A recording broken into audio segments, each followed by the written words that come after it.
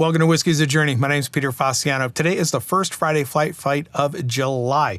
This is a little bit of a special flight from Dylan N., one of my subscribers. He watched one of my videos, I mentioned that I liked Balcones, and he's like, I got a bunch of them. I'm going to go ahead and send them to you. So I figured I have a whole bunch of samples piling up, and what better time to do a first Friday flight fight than today with these samples. I've got them all poured here. I've got it capped on them because they are extremely strong smelling pours. A lot of these are picks. The only one that is not necessarily a pick is their 15th anniversary and the second bottle of the Texas single malt #1. So this is my first bottle, I believe, in my entire collection that I ever went through and replaced. So I'm going to keep the lids on them until I actually nose them and taste them. Obviously, I have to take the lids off in order to taste them. But I'm going to start on my right, work my way to the left. I'm going to nose and taste each one, talk about them, and then move on to the next one.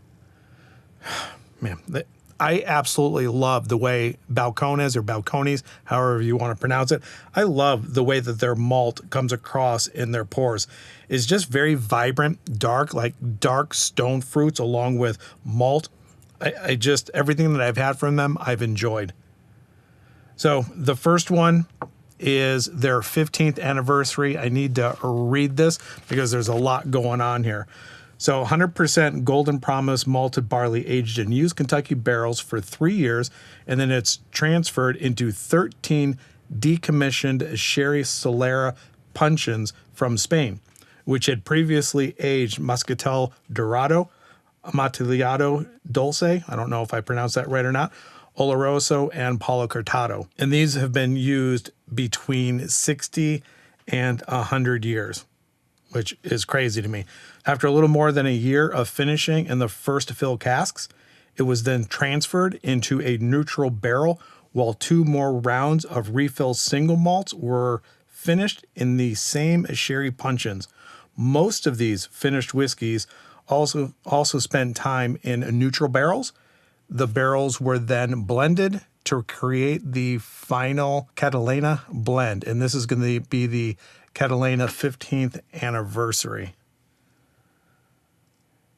100, what did you write on here? This is 118 proof. I get like a dark fruit note of fig, a dark raisin, malty. There's a slight acetone note that comes through. Every once in a while, when I get something that is sherried, I get a little bit of a sulfur note. And the first time I poured this, I thought I got a whiff of it, but I was mistaken, or at least it went away really fast. Smells fantastic. Let's get it on the palate. That's just fantastic. I don't know what else to say. I get a lot of dark fruit notes. There's a Tootsie Roll, chocolate. My mouth is just watering like crazy. I mean, waterworks is just like, it's just flowing. I like the proof of this.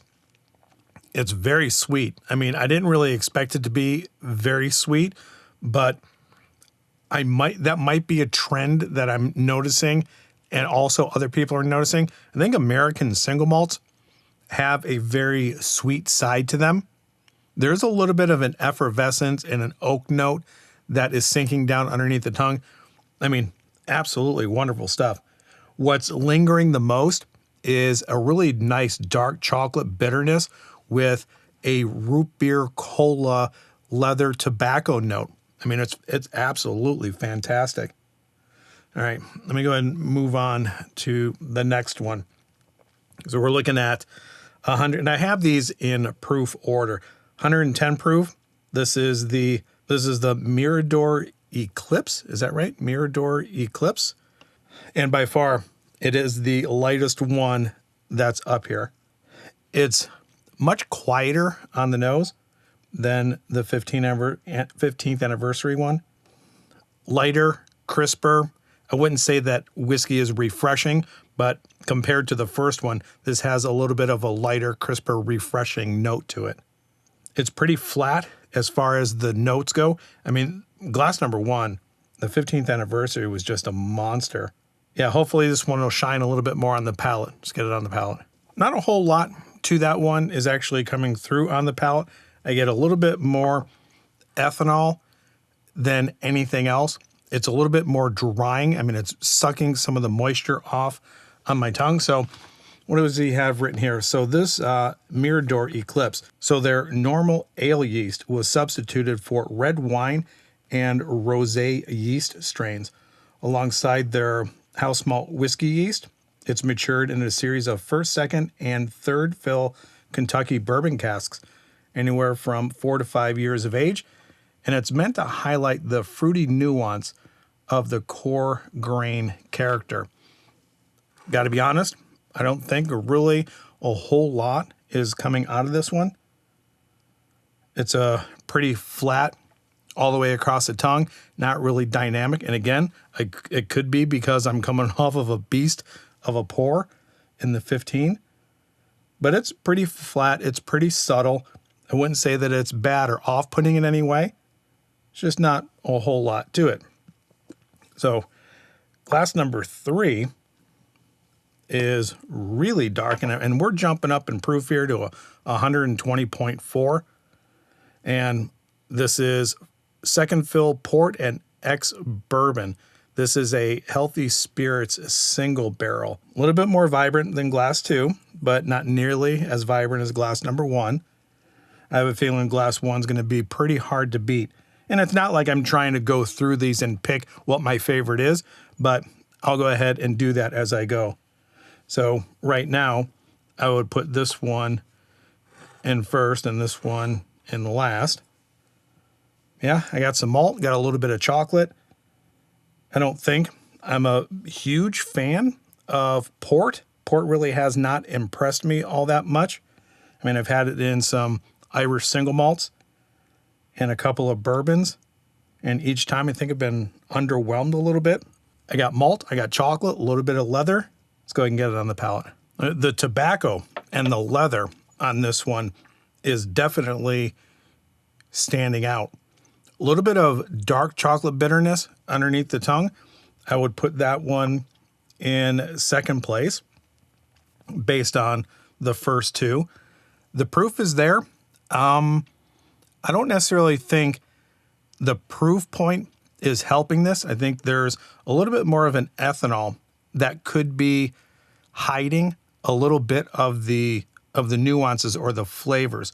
Not really getting a whole lot of that port out of here.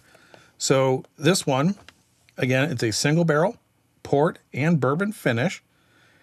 Aged in new American oak, finished in second fill port cask, then transferred into the used Kentucky barrel casks, aging 4 years and 4 months. And again, it's the Healthy Spirits pick. Yeah, I think it's decent. I definitely like it more than the second one. So let's go ahead and move on to glass number 4. Oh, wow. That one has a little bit of a vegetal note coming out of it. Little vegetable, little floral, little waxy. We're jumping up to 130.5 proof. It's Madeira finished. It's single barrel, and it's a K&L exclusive. If you've had anything from Balcones, let me know what you think of them in the comments. I know at the time that I'm shooting this is 2026. They were bought by Diageo maybe in 2024, I think. I'm not exactly positive on the date. If you know, let me know in the comments. If you have Balcones, let me know of the expressions that you've had. What do you like? Or is this one of those things that it's a Texas whiskey that you just kind of stay away from? Yeah, that's weird. A vegetal, waxy kind of notes coming through.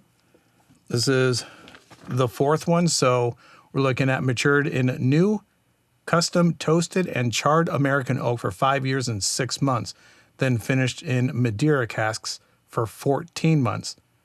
And again, it's a K&L wine barrel pick. All right.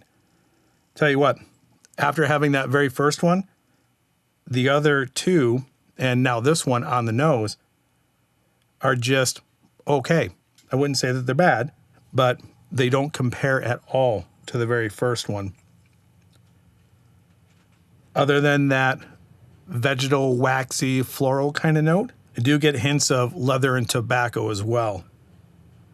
Malty, and with that malt, I'm also getting some vanilla. Darker fruits here, so let's go ahead and get it on the palate. Wow, okay, that is very drying, heavy on the tobacco, very dark fruit notes, a little bit of sugar. The oak and that proof is just evaporating like crazy off of my tongue. I think that's what's giving me that drying sensation. It's relatively sweet. And again, I think the proof point is hindering the flavors that are there. You get a nice Tootsie Roll note now coming through on the finish. Very chocolatey. Not a whole lot of rough edges to this, but it is definitely dominated by the proof. High proof, I would say this is going to go in third place. So definitely still working. Glass number 1 is in first. This would be in third. Glass number 2 is in fourth. Let me go ahead and get a little bit of rinse of water and then move on to the last two. And I tell you what, man, that Tootsie Roll finish on glass number 4 is really good. So this one has the loudest notes on the nose. It smells so much different than anything else in this lineup. Now, as far as what it is, I'm not sure. I got to see what this is all about. We're looking at Oloroso, and it is 135 proof, and it is a K&L exclusive. Wow, okay. Almost to the point, I know this is going to sound really bad, but it's not. Moldy dark fruits. That's the only thing that I can pinpoint this to that is maybe bringing out that funkiness. It smells very sweet. It has some pretty decent chocolate notes. Really good leather. I mean, it smells really good, even though that like a moldy dark fruit note might sound a little bit off-putting. And maybe it's to the point where the fruit has already gone past the sweet point and it is no longer like in peak ripeness. That might be a better way to say it rather than moldy fruit. But yeah, heavy tobacco, heavy chocolate. There is a distinct funkiness to this. I like it, but it's a little bit distracting. All right, what did you say about this one? So we're looking at Oloroso Sherry, 135 proof, wholly matured in Oloroso sherry casks for 4 years and 4 months in Texas.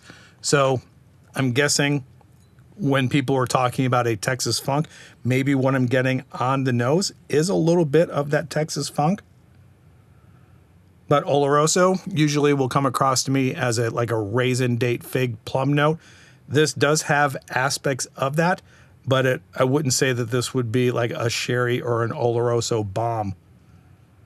But it's got a very unique, funky, sweet note to it. Let's get it on the palate. All right, there, the sherry notes are coming through.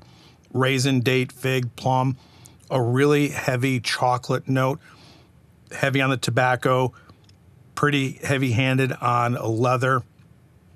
That funky note that I was getting on the nose comes through a little bit, it comes through slightly on the palate. It's rich, it's dark, it's pretty intense. And as it being 135 proof, I wouldn't say that this is drinking as hot as the proof indicates. If I had to actually pinpoint this, I would say somewhere around 100 proof, because it doesn't really have that robust alcohol note that some of these others had, which is very surprising. I'm going to have to say that this one is going to go into second place, which is going to drop glass number 3 down into third. That's actually really good. It's not as good as the 15th anniversary one. This one, again, is their Texas single malt, the number 1. It is 53% ABV. So what is that? That's 106 proof.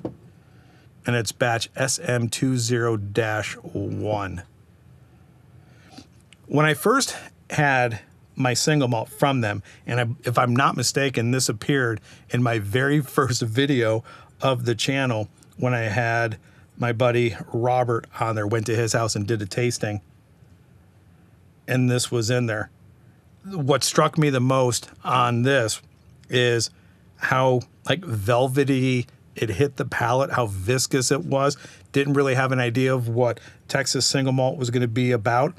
And quite honestly, I think I was pretty surprised on how much I like this. And like I mentioned earlier, this was the very first bottle that I went through and then replaced in my collection. And this is my second bottle. And that's just one of the challenges that you have when you have a whiskey tube channel. You don't really revisit a whole lot of bottles as much as maybe you want to. Yeah, malty, chocolate. I mean, if texture can come across on the palate, I think this will be very silky, very soft, very viscous. Malt, chocolate, and I think that backbone of Balcones is actually in here, so let's get it on the palate. This is definitely the softest one on the palate. I think that silky texture, the viscosity, is definitely coming through on the palate. Good oak, chocolate, Tootsie Roll, vanilla. Yeah, this is a solid pour. If you are interested in exploring American single malts, I think, I don't know if this would, I think Texas single malt might not necessarily be the first place to start, but if you want to just jump in, you know, head first and get an idea of what Texas has to offer, I would suggest trying to find a couple bottles, maybe samples at a bar.